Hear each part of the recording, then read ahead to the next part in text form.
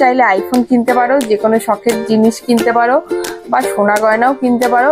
এই গোছটা দিয়ে কিন্তু তোমাদের একটা আইফোন অনায়াসে চলে আসবে। তো তোমরা অনেকেই অনেক রকম ভাবে ভিডিও করছে সব।